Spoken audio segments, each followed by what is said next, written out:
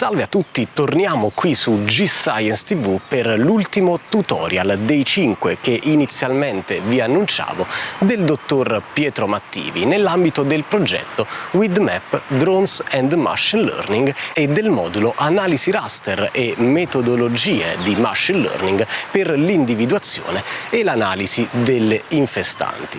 Quest'oggi passiamo al modulo OBIA, Object Based Image Analysis. Quindi passiamo da un approccio pixel based ad un approccio di cluster di pixel attraverso la segmentazione. Io vi lascio a questi preziosissimi contenuti e ci vediamo ai prossimi appuntamenti with Map, sempre qui su G-Science TV. Io vi ricordo, per chi interessato, per chi vuole continuare a seguirci e a restare informato sulle prossime uscite, di cliccare qui in basso a destra, di fare subscribe e di abilitare le notifiche. Vi ringrazio ancora e buona giornata a tutti voi.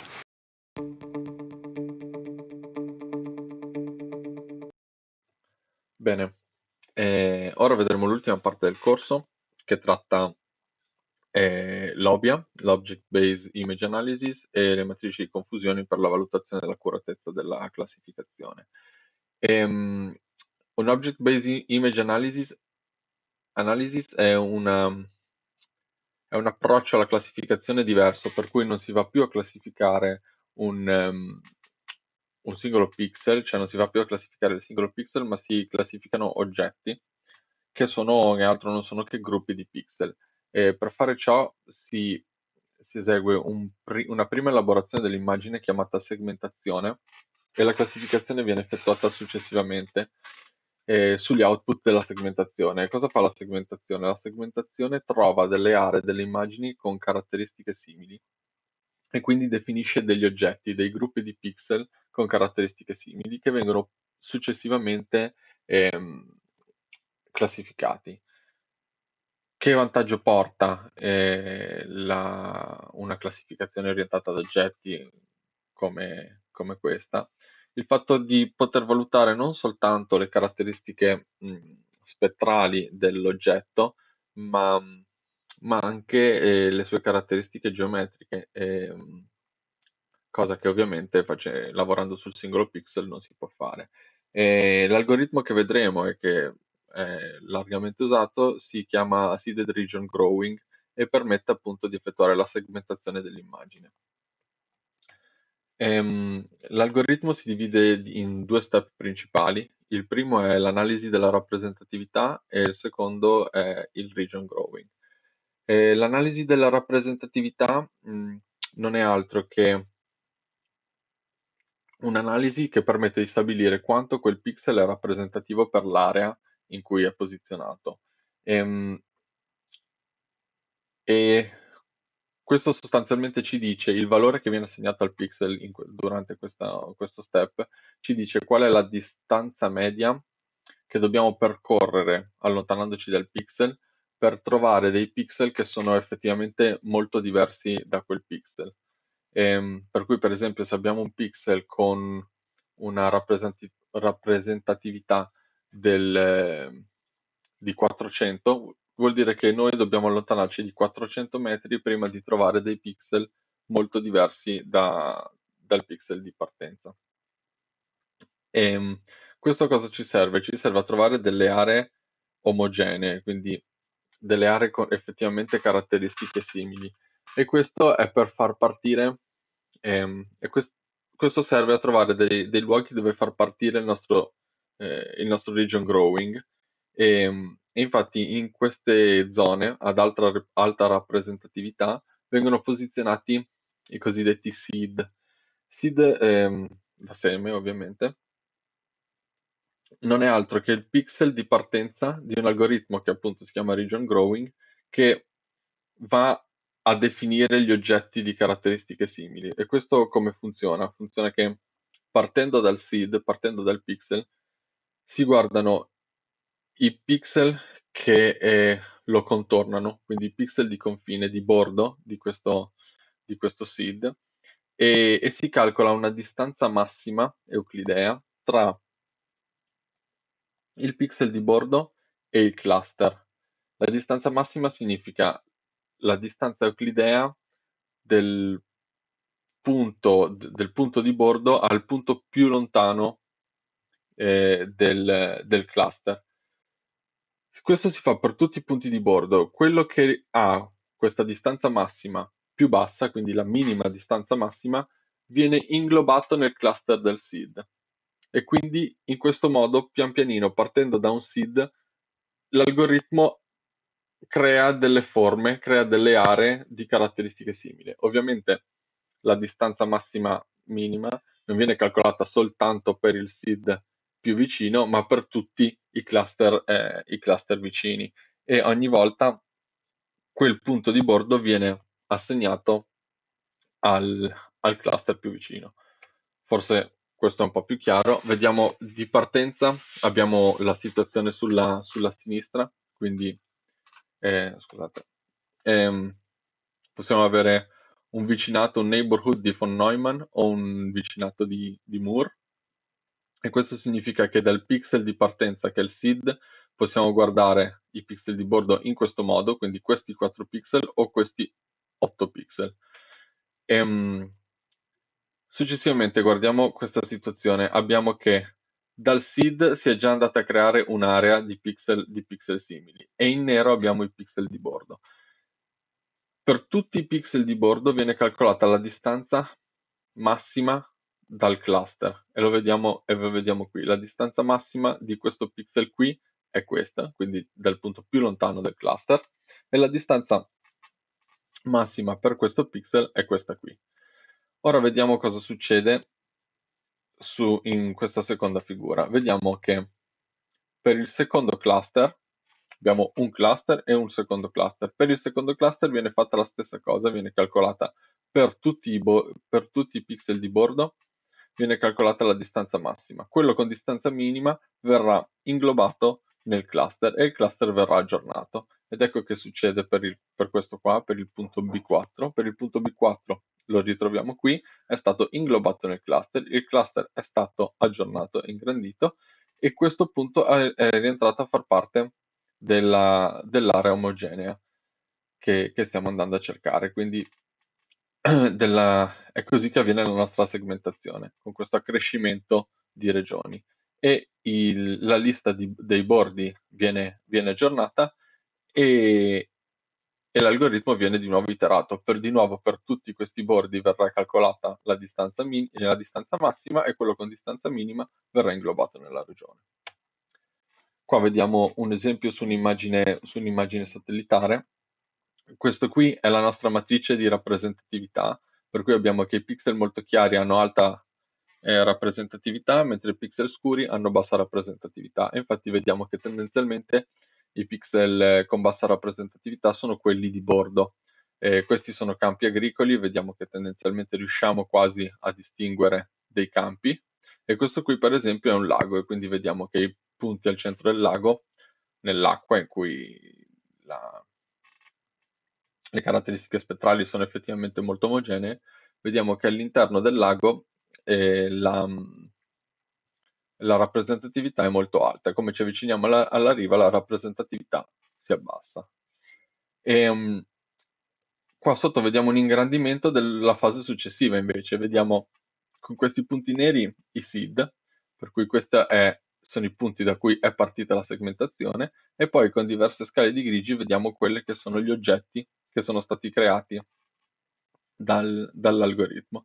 E quindi questo qui non è altro che il risultato finale della segmentazione. La segmentazione ci porta a definire delle aree con caratteristiche simili in questa maniera. Dopo vedremo le matrici di confusioni, andiamo su Saga e vediamo come effettuare la segmentazione, come effettuare questa classificazione sugli oggetti. Eccoci su Saga. Dal momento che è piuttosto pesante come processo quello di segmentazione, è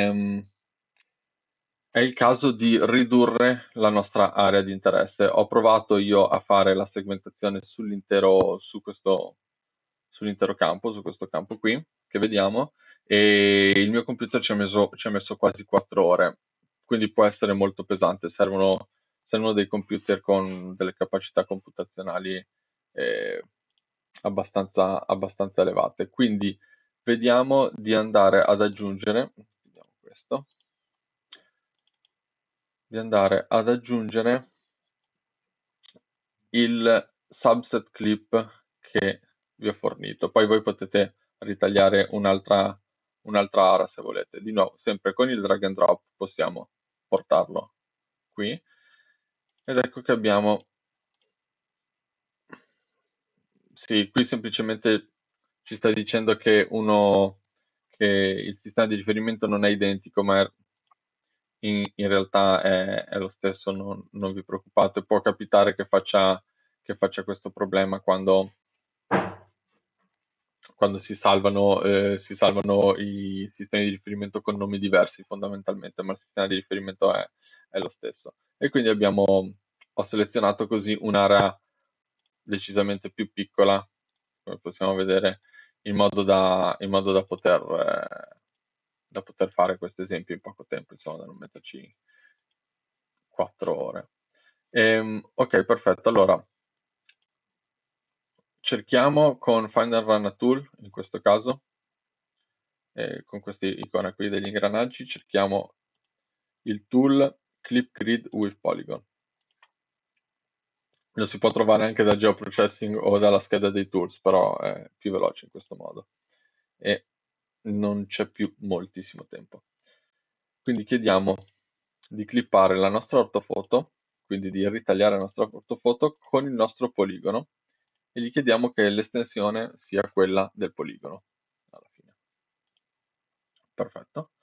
In questo modo vediamo che ci ha creato un nuovo grid system con le nostre 3 componenti dell'immagine RGB.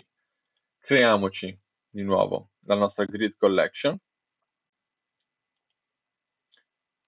In questo caso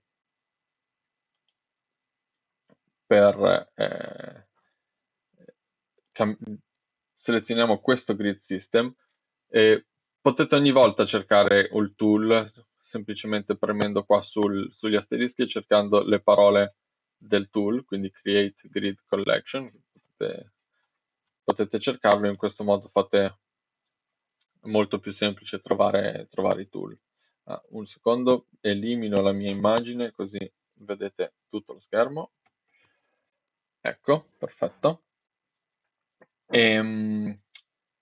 Sì, e quindi decidiamo di creare una collezione di grid con le nostre componenti, gli chiediamo di crearlo, gli diciamo di cancellare le altre e gli diamo come nome orthofoto RGB, magari lo chiamiamo subset, così non ci sbagliamo. Diamo l'invio ed ecco che abbiamo la nostra grid collection. Se l'apriamo in una nuova mappa, che possiamo andare a chiamare per esempio subset,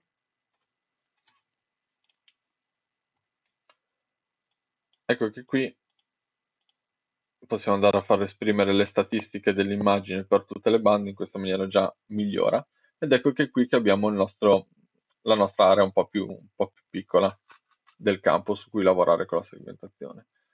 A questo punto possiamo andare su Geoprocessing e andare a cercare in Imagery Segmentation il tool Object Based Image Segmentation. Questo non fa altro che utilizzare l'algoritmo descritto prima nelle slide. Quindi gli chiediamo di farlo, di segmentarci l'immagine ridotta, quindi il nostro subset, perfetto. Gli chiediamo di creare i segmenti della segmentazione come output e poi vediamo i nostri parametri che possiamo andare a cambiare. Neighborhood abbiamo visto prima cosa vuol dire, sono i contorni del pixel iniziale, del seed, gli chiediamo di utilizzare il neighborhood di Moore, quindi di guardare tutti gli 8 pixel intorno. Gli chiediamo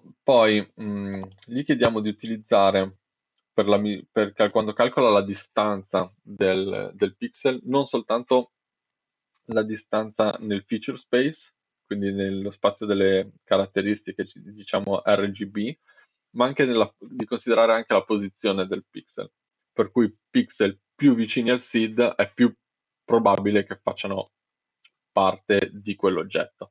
Quindi lasciamo questa opzione. E vediamo adesso invece quello che è la bandwidth for seed point generation. Questo ce lo dice anche la descrizione. In generale, normalmente qui abbiamo delle brevi descrizioni su quali sono gli input da inserire. E qui ci dice che aumentando questo bandwidth avremo meno seed point. Cosa significa avere meno seed point? Significa che se abbiamo tanti seed point, tanti punti di inizio, tendenzialmente avremo più oggetti, perché ad ogni seed point corrisponde più o meno la creazione di un oggetto. Per cui più seed point abbiamo, più avremo oggetti quindi di piccole dimensioni, l'immagine è segmentata in tanti piccoli oggetti. Se aumentiamo questo numero invece avremo meno seed point, quindi avremo oggetti più grossi. Io ho fatto delle prove, ho visto che 15 è piuttosto buono in questo caso qui. Voi potete provare con diversi valori. Tenete conto che a noi fa comodo che gli oggetti che riesce a creare questo algoritmo siano più o meno grandi come le infestanti. Adesso non devono essere per forza un unico oggetto per infestante, però non vogliamo un'infestante coperta da 5-6 oggetti, cioè 2 o 3 sarebbe meglio, o addirittura uno che copre bene tutta un'infestante sarebbe perfetto. Quindi provate un po', poi vi rendete conto da soli, insomma, di quello che può essere, di quello che può andare meglio. Perfetto, quindi mettiamo uguale a 15 e non mettiamo nessuna generalization. Questo applica un majority filter, quello che abbiamo già visto, e quindi smussa un po' gli oggetti fondamentalmente. Ma in questo caso noi vogliamo che la segmentazione segui il più possibile i nostri oggetti che possono avere appunto anche delle forme non particolarmente smussate. Quindi mettiamo uguale a 0, in questo modo non viene effettuata nessuna generalizzazione e chiediamo di non fare nessun post-processing, che sarebbe in caso una classificazione non supervisionata, ma nel nostro caso noi vogliamo effettuare una classificazione supervisionata. Quindi diamo l'ok e vediamo che fortunatamente abbastanza rapidamente l'algoritmo ci crea la nostra segmentazione. Perfetto.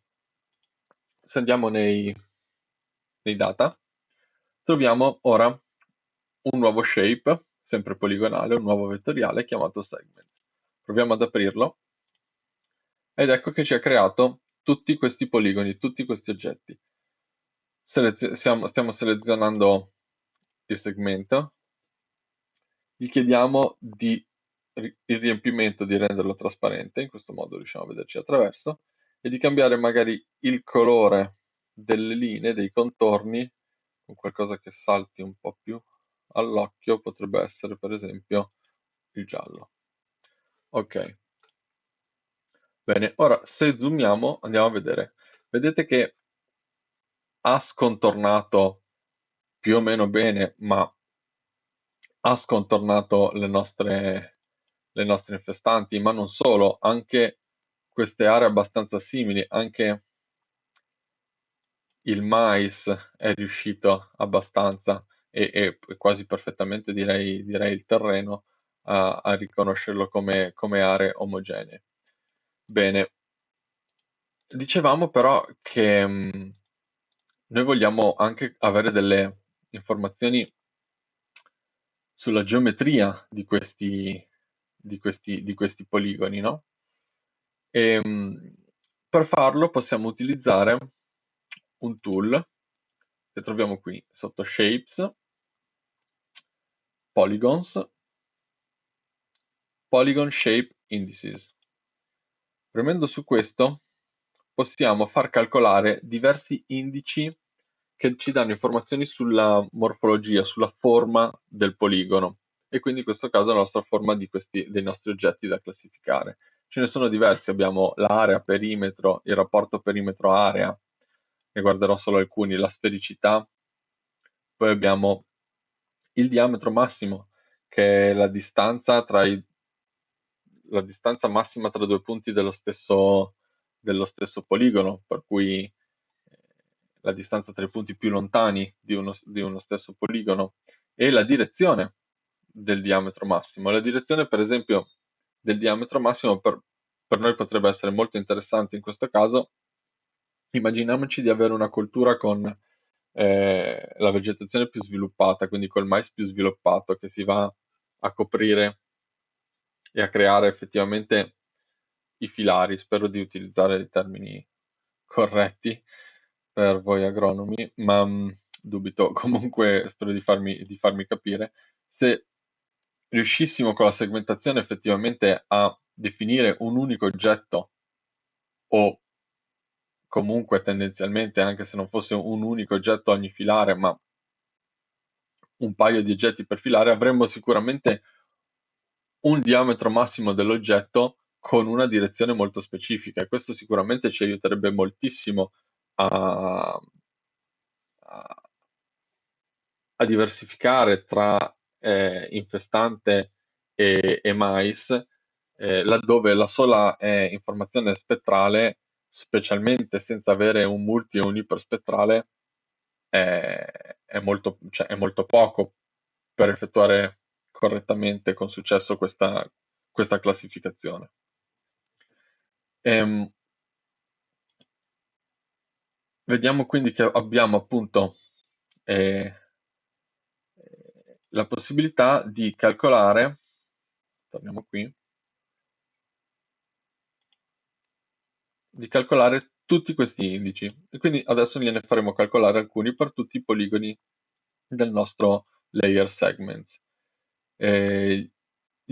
Non gli chiediamo di creare un nuovo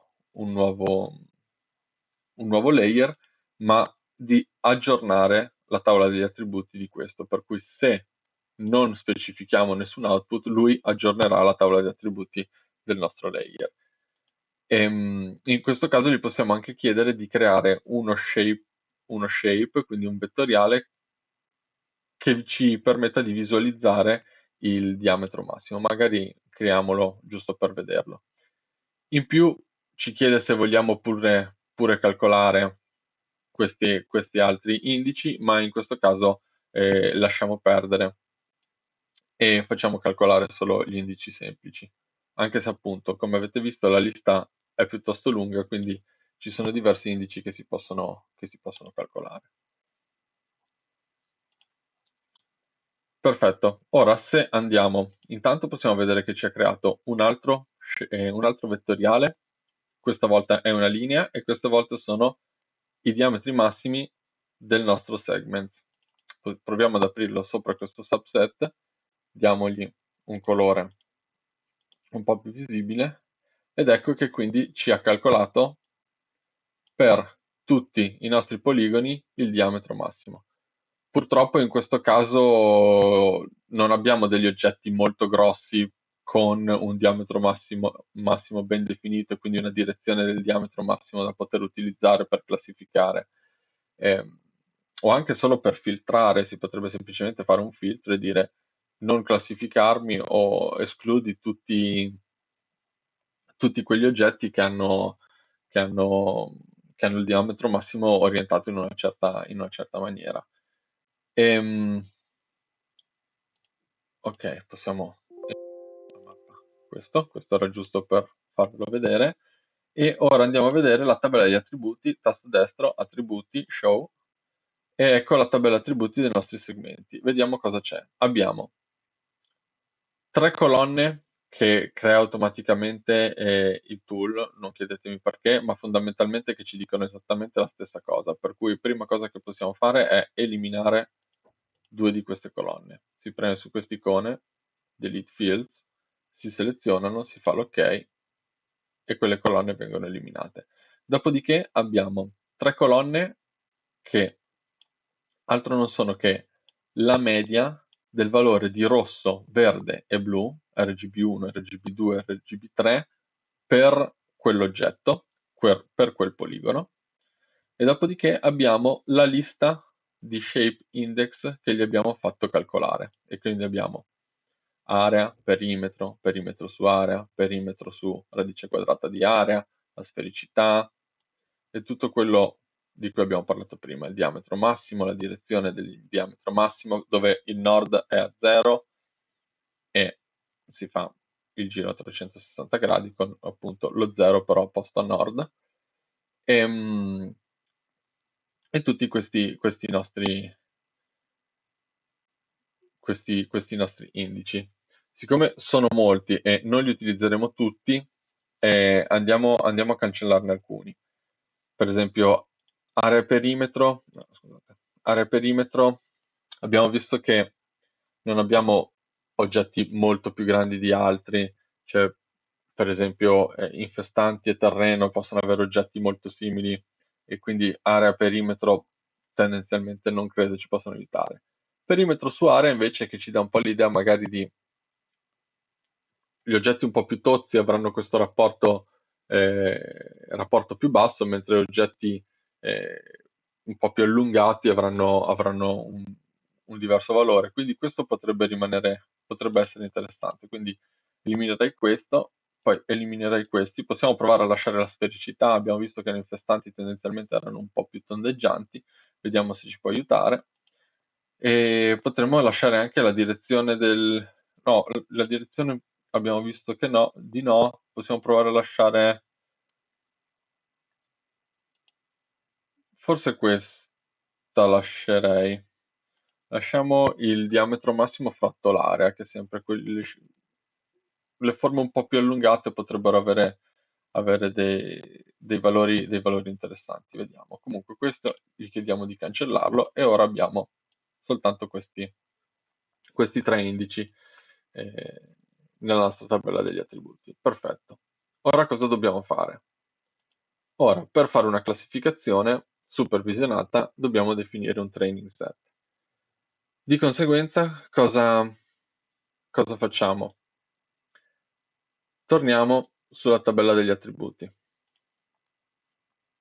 Una volta che siamo qui sulla tabella degli attributi, gli chiediamo di aggiungere una nuova colonna alla tabella degli attributi. Quindi facciamo aggiungi field, questo field lo chiamiamo training, gli diamo come tipo, qua possiamo mettere se è una data, se è un colore, se è un numero, che profondità deve avere il dato, se è binario, se è 0 o 1, o se è una stringa. In questo caso lasciamo stringa perché ha qualche problema con i numeri il tool quando deve fare la classificazione, quindi è meglio lasciare stringa anche se utilizzeremo i numeri. Non chiedetemi perché, ma ho notato che ha questo problema. Quindi lasciamo la stringa e abbiamo qui la nostra colonna di training. Quindi possiamo chiudere la tabella e ora andremo semplicemente a selezionare con la nostra azione un poligono, ecco che ce lo contorna di rosso selezionato. Andremo sul suo attributo, vediamo i suoi attributi e diremo, bene, questo è un infestante, quindi training 1. Torniamo indietro, vediamo questa qui e diciamo, bene, anche questa è un infestante, training 1. E così. Facciamo questo procedimento fino ad avere un po' di training, per cui dobbiamo farlo per tutti ovviamente. Anche questo, diciamo, anche questo è infestante. Training 1. Lo dobbiamo fare, lo dovremmo avere almeno, come si diceva prima. In questo caso sarà difficile arrivare a 90 oggetti, però diciamo che almeno una decina di oggetti per classe dovremmo averla, quindi poi andremo eh, sul terreno e gli diremo classe 2. Anche qui vale che deve essere statisticamente rappresentativo, quindi variare un po' all'interno dell'immagine.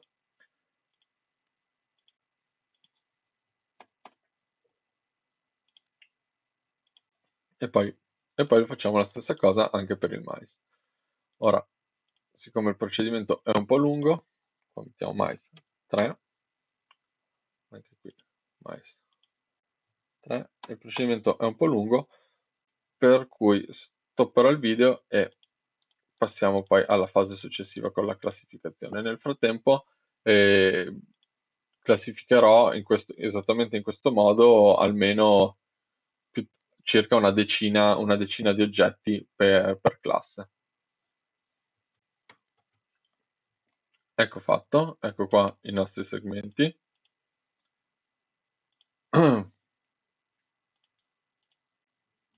Riclassificati, no scusate, non riclassificati, per i quali abbiamo trovato degli oggetti di training, quindi andiamo su show, vediamo che abbiamo i nostri valori di training che vanno da 3, 2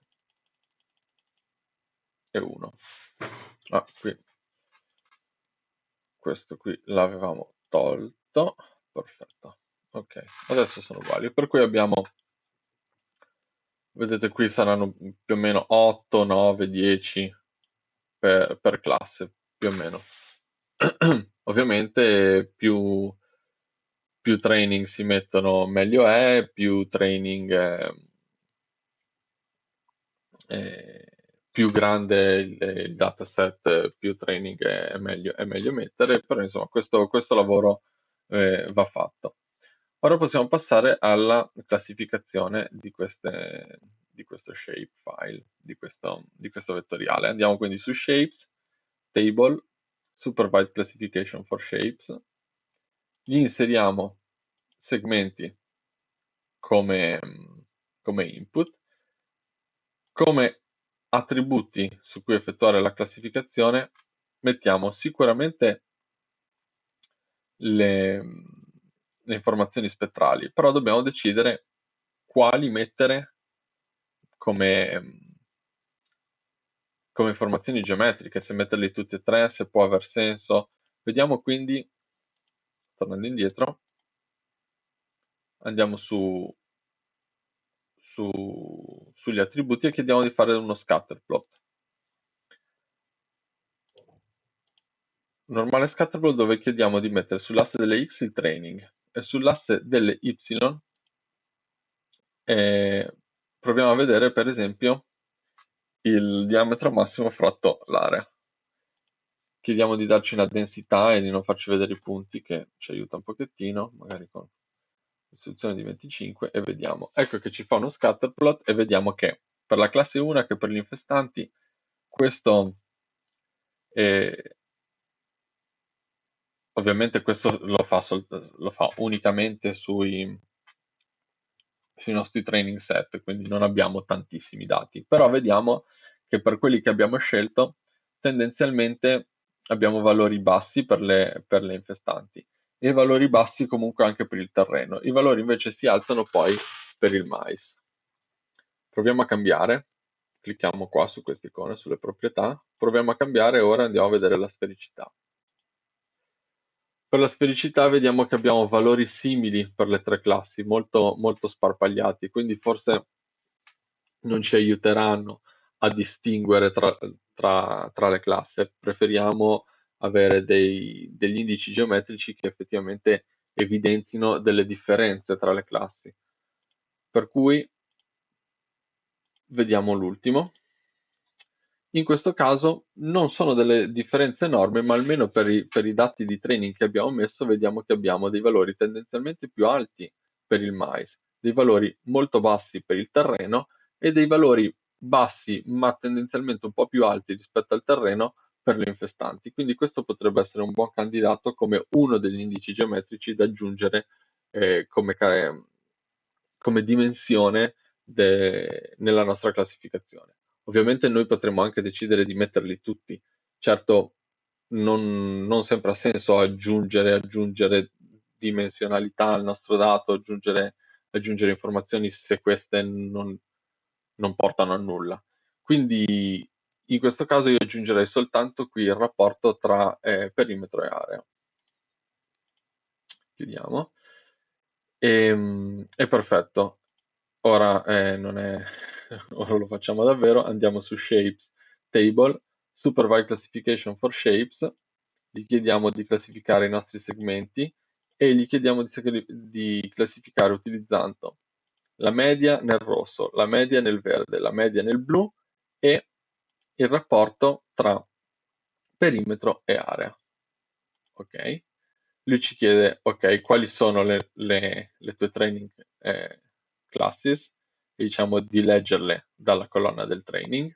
Gli chiediamo di creare una classificazione, una classificazione e gli chiediamo di utilizzare tra i vari metodi, io direi di fare una massima verosomiglianza. E diamo l'ok. Ha classificato, è stato molto veloce e vediamo che abbiamo un nuovo layer qui, segments, massima verosomiglianza. Quindi togliamo questi segmenti da qui e andiamo a caricare altri segmenti con la massima verosomiglianza. Perfetto, andiamo a dargli dei colori un po' diversi magari, e quindi andiamo a dare per il nero, direi il verde. Così. Ok, applica. Perfetto. Ora vediamo di metterli un po' in trasparenza e andiamo a vedere come è andata la nostra classificazione. Beh, non è andata male, vediamo che forse qualche errore c'è, però tendenzialmente è piuttosto positiva. Certo, potremmo migliorarla, per esempio, andando a definire proprio queste classificazioni che ha sbagliato, andarle a immettere nel nostro training set. Per cui se noi adesso tornassimo su segment e prendessimo questo segmento e lo andassimo a definire come mice e questo segmento come terreno, ecco che probabilmente migliorerebbe ulteriormente questa classificazione. Però tendenzialmente è andata piuttosto bene.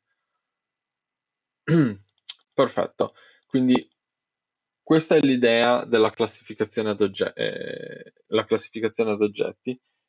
E la cosa interessante, forse qui in questo caso eh, n- non si è potuto sfruttare appieno, ma è proprio il fatto di poter lavorare sulle geometrie e non soltanto sull'informazione spaziale. E questo è l'obiettivo e il punto principale della classificazione quando viene fatta ad oggetti.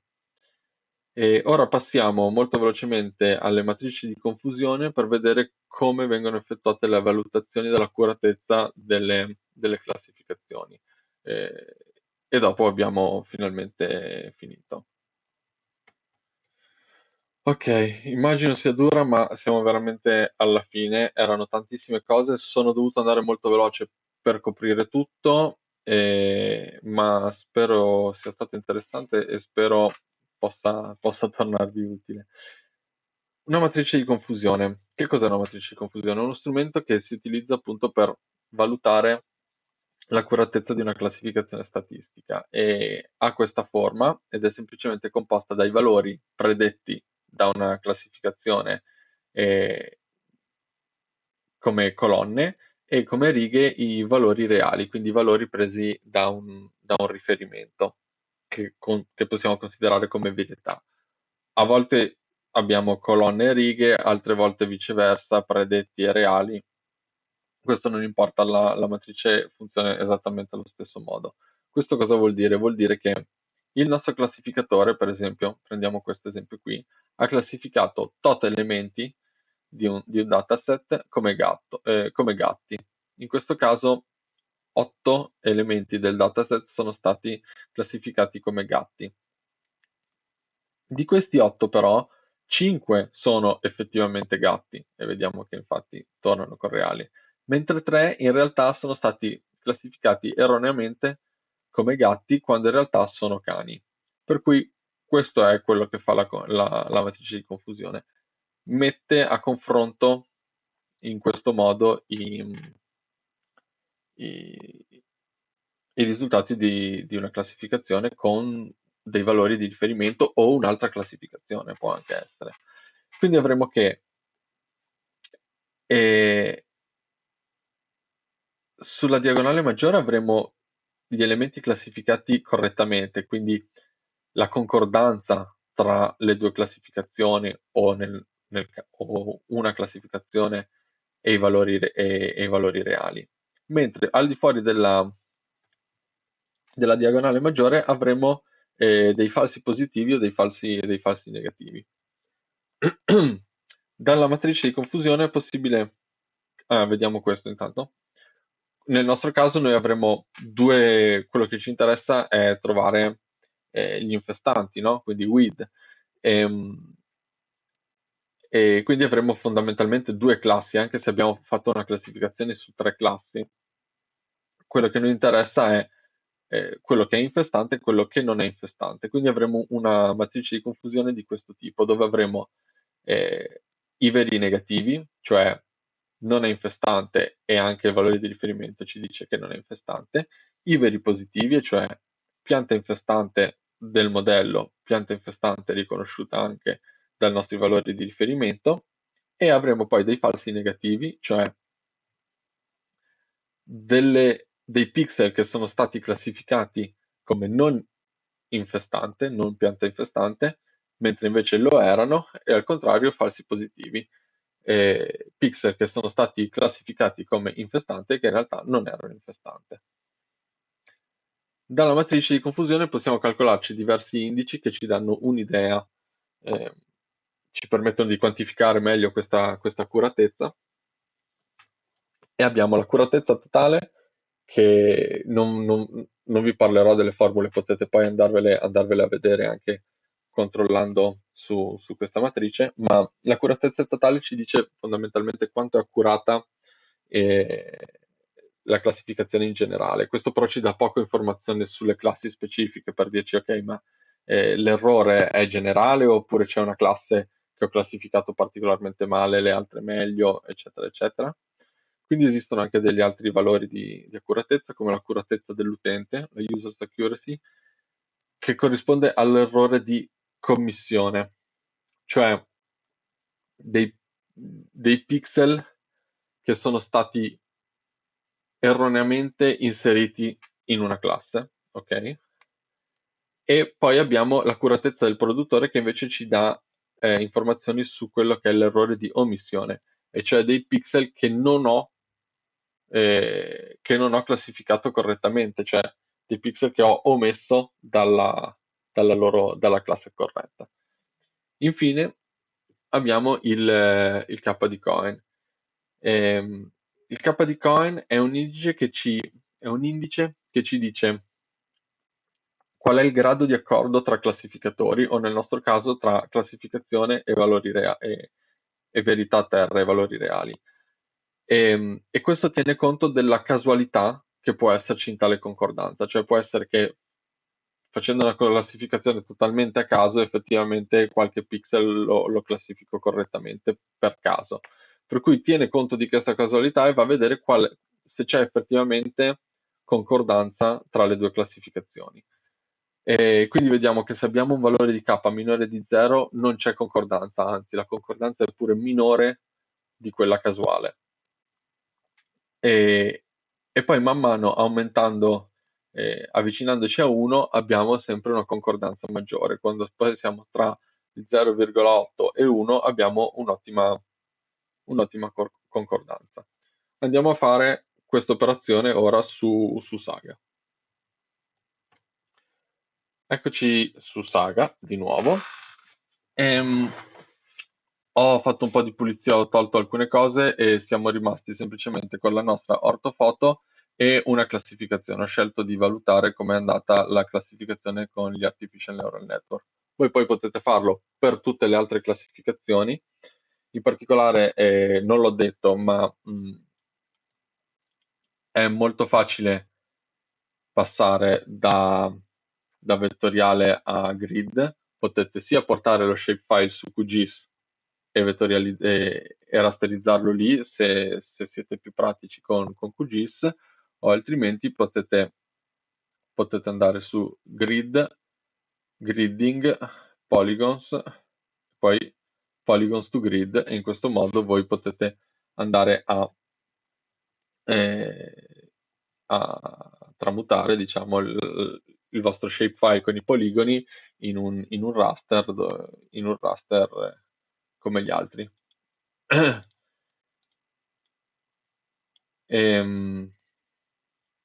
Quindi sì, insomma, questo per dire che anche l'Obia potete tranquillamente utilizzarla come classificazione per poi avere alla fine un raster, se è quello che volete ottenere alla fine. Allora, perfetto, abbiamo bisogno della nostra verità a terra, e quindi andiamo nella nostra cartella con i dati, andiamo a cercare il TIFF infestanti. Perfetto, lo carichiamo, andiamo a vedere di cosa si tratta.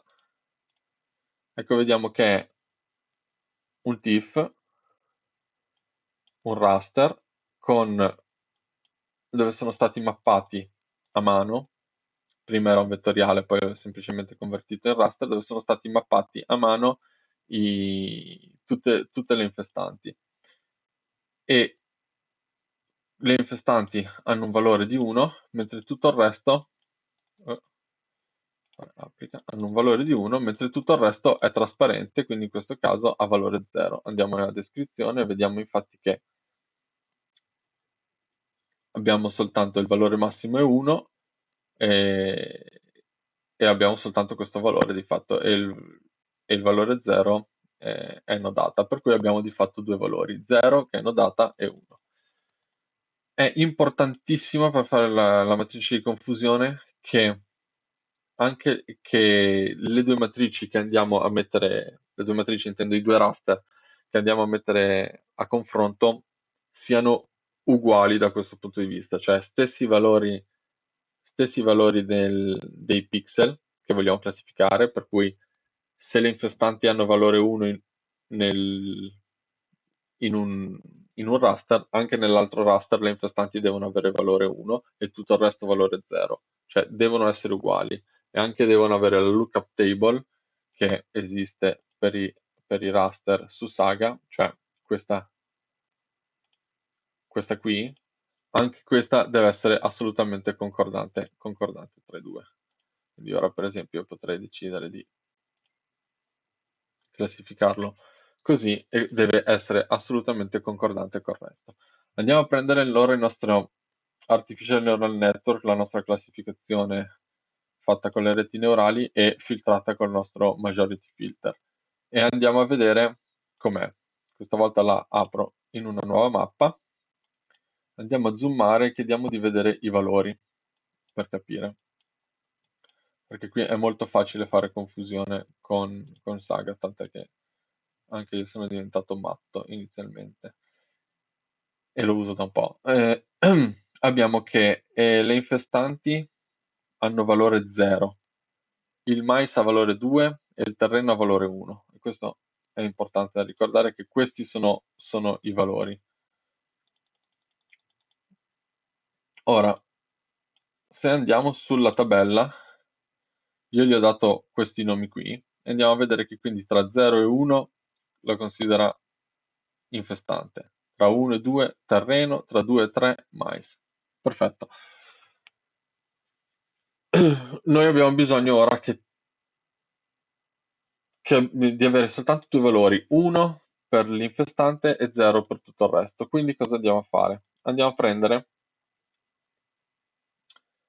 e un'altra cosa importantissima, prima di cambiare i valori alle celle, andiamo a vedere anche dei valori discreti, e vediamo che abbiamo questi valori qui che non abbiamo considerato. Per cui noi in realtà nel layer infestanti abbiamo anche questi valori messi a 0, mentre in qua hanno un altro valore ancora, ed è -1. Quindi abbiamo in realtà in questo raster abbiamo 4 valori, abbiamo 0, 1, 2 e -1. E noi vogliamo che tutto questo tranne l'infestante vada a 0 e l'infestante vogliamo che sia uguale a 1. Quindi andiamo a prendere ora un tool in grid values, change grid values, e quindi chiediamo di cambiare i valori del nostro artificial neural network, tre layer, 3 neuroni filtrato. Gli chiediamo di creare una nuova grid con dei valori cambiati, però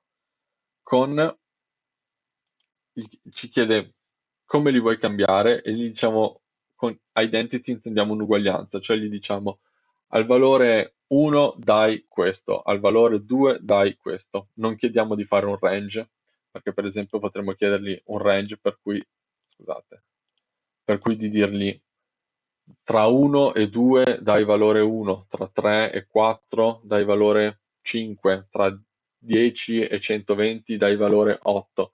Si potrebbe fare anche una cosa del genere, ma noi vogliamo invece un'identità di questo genere. Quindi vediamo così. Questo l'avevo già fatto come prova. Comunque voi potreste avere una situazione, vediamo, diversa. Cancello qualcosa. Ok. Per cui, ecco, noi diciamo, per quei pixel che hanno valore 0, che nel nostro caso erano le infestanti, dai valore 1. Aggiungi. Per quei pixel che hanno valore meno 1, che erano i bordi della nostra matrice, dai valore 0. Per quei pixel che avevano valore 1, che nel nostro caso era il terreno, mi sembra, dai valore 0, e aggiungi ancora, per i pixel con valore 2, che erano mais, dai valore 0. Quindi possiamo dare l'ok e creiamo questa nuova matrice. Bene, eccola qui. Carichiamola ed ecco che abbiamo una matrice con 0 e 1. Gli possiamo dare ora, come per l'altro layer delle infestanti, questo lo possiamo dargli il valore no data ed ecco che abbiamo effettivamente due layer uguali. A scanso di equivoci possiamo fare un'ultima cosa, cioè andare su, e ve lo consiglio di fare per evitare che ci sia qualche problema nella famosa lookup table, che è quella tabella descrittiva che vediamo qui. Per evitare che ci siano delle differenze che qua effettivamente vediamo rispetto all'altra, gli chiediamo di copiarci le impostazioni di un altro layer per il nostro layer. Quindi andiamo a copiare le impostazioni degli infestanti. Ecco che in questa maniera abbiamo effettivamente due layer uguali, cioè non sono uguali, però hanno le stesse impostazioni, diciamo, per cui sono identici da quel punto di vista. Ora che li abbiamo definiti in questo modo, possiamo andare su Imagery, Classification e fare Confusion Matrix per due grids. Andiamo a dare come prima classificazione, daremo il nostro riferimento, le infestanti, come seconda classificazione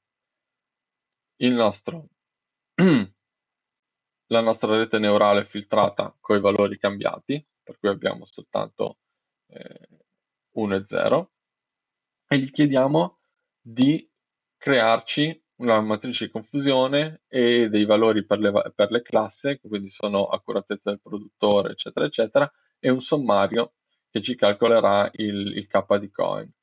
E questo possiamo anche lasciarlo spuntato così. Vediamo.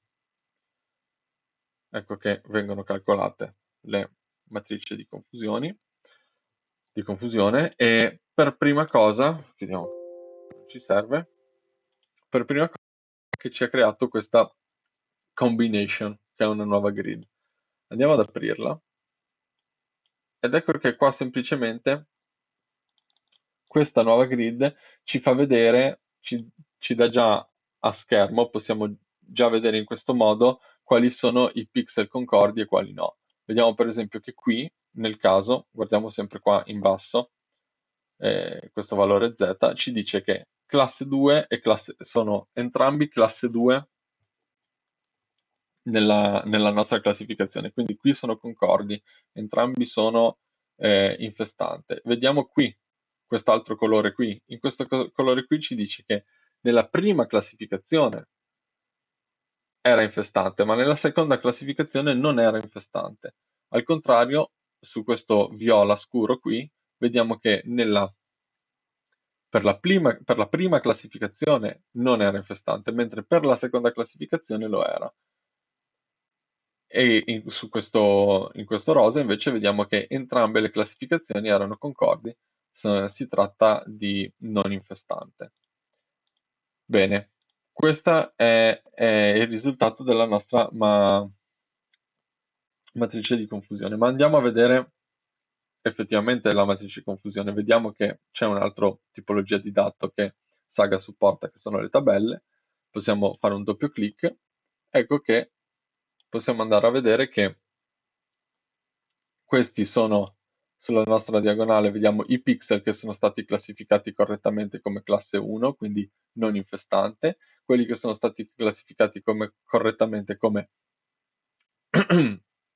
come infestante e quelli che e gli errori, falsi positivi, falsi negativi. Ci dà poi per le varie classi, per la classe 1 e la classe 2, ci dà l'accuratezza del produttore e l'accuratezza dell'utente. Vediamo che comunque siamo, a parte per l'accuratezza dell'utente, forse che è sotto il 90%, per il resto abbiamo delle accuratezze molto, molto, molto elevate. Vediamo che c'è. Qui abbiamo di nuovo un resoconto per le classifiche, per le varie classi, quindi classe 1 e classe 2, ci dà l'accuratezza del produttore, l'accuratezza dell'utente, e andiamo a vedere poi nel sommario cosa viene fuori. Viene fuori che abbiamo un'accuratezza totale del 99%, quindi molto molto alta, e abbiamo un K di coin di 0,91, quindi possiamo dire che l'accuratezza era l'accuratezza è piuttosto elevata, quindi la nostra classificazione fatta con le reti neurali eh, è, è molto, molto accurata, per cui possiamo essere contenti. Bene, a questo punto quello che rimane da fare, una volta che sono state identificate le infestanti, di fatto è di produrre le mappe di prescrizioni che credo vedrete più avanti in questo progetto. E, e niente, vi ringrazio per l'attenzione e, e niente, spero che sia stato utile, spero vi sia piaciuto e spero di non essere andato troppo veloce, di essere stato abbastanza chiaro. Grazie ancora.